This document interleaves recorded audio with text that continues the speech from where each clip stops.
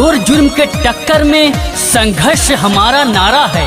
हर गरीबों को न्याय मिले यही संकल्प हमारा है। जी हाँ, विगत 22 सालों से जनता के बीच में रहकर उनकी सेवा करना, जनता के सुख दुख में हमेशा तैयार रहना अनूप भैया की पहचान है। समाजवादी पार्टी के अध्यक्ष माननीय अखिलेश यादव जी के नेतृत्व में हमेशा पार्टी को आगे बढ़ाने का काम करना तथा गरीबों, मजदूरों, बेसहारों को अपना सम्मान देना व उनको न्याय दिलाने को अपना कर्तव्य समझने वाले बड़े भैया राघवेंद्र प्रताप सिंह अनूप सिंह, जी हाँ, बड़े भैया राघवेंद्र प्रताप सिंह अनूप सिंह जी को आने वाले 2022 के विधानसभा के चुनाव में अपना कीमती वोट देकर भावी विधायक बनाएं। आप सबका लोक गायक ओम प्रकाश निराला। आई फिर से सपा के लहरिया, बनी गौआ हमारा सहरिया, साइकिल के परचम फहर जाई हो, फहर जाई हो,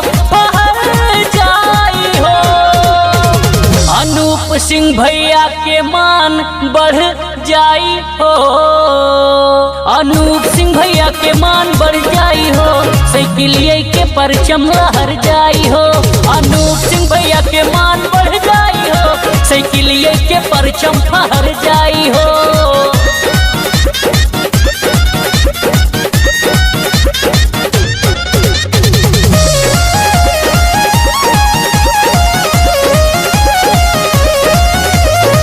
कोई दल बदलू ना, समाजवादी शेर है, भावी विधायक बड़े भैया दिलेर हैं, भैया दिलेर हैं, भैया दिलेर हैं। 22 में सरकार आई हो, सरकार आई हो, सरकार आई हो। अनूप सिंह भैया के मान बढ़ जाई हो, अनूप सिंह भैया के मान बढ़ जाई हो, साइकिलिए के परचम लहर जाई हो। अनूप सिंह भैया के मान बढ़ जाई हो, साइकिलिए के परचम फहर जाई हो।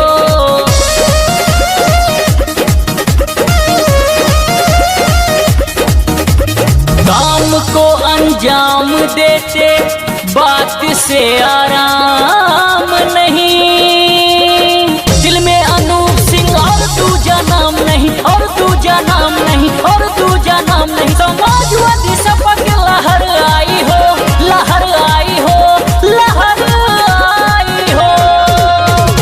अनूप सिंह भैया के मान बढ़ जाई हो, अनूप सिंह भैया के मान बढ़ जाई हो, साइकिलिए के परचम लहर जाई हो।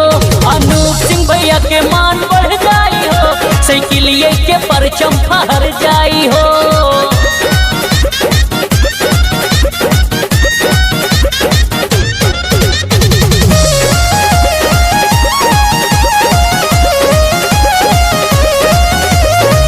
माननीय अखिलेश यादव यूपी के नायक हैं, भैया अनूप सिंह भावी विधायक हैं, भावी विधायक हैं, भावी विधायक हैं। उत्तर प्रदेश में बहार आई हो, बहार आई हो, बहार आई हो।